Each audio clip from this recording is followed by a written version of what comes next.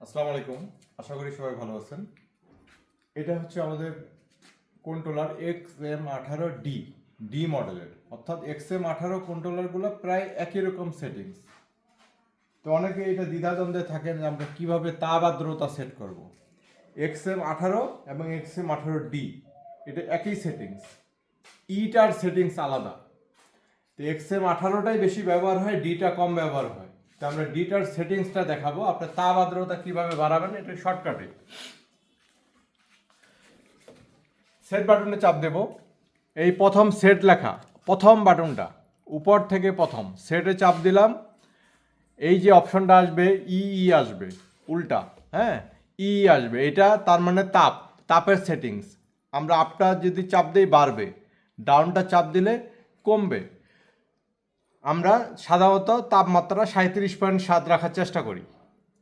অনেকেই 1 পয়েন্ট এদিক ওদিক করে, এটা কোনো ব্যাপার না, কেউ 38ও রাখতে পারেন। 37.7 এটা যা আছে আছে, আমরা ওকে দিয়ে দিলাম।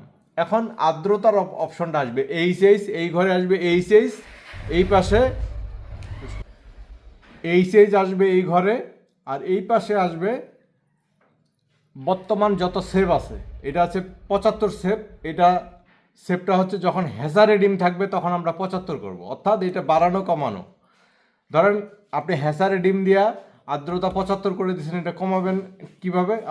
আবার নতুন করে আর কি, আপনি হ্যাসারে ডিম দিয়েছেন, বাচ্চা ফুটে গেছে, এখন আপনি এটা আবার সাইড করবেন। কিভাবে করবেন? সেটে চাপ দিবেন, তাপটা কিছু করা লাগবে না, যা আছে আছে, ওকে চাপ দিবেন। এবার ডাউনটা দিয়ে কমাবেন, এক এক করে কমাইতে পারেন, অথবা চাপ দিয়ে ধরে থাকলে তাড়াতাড়ি হবে।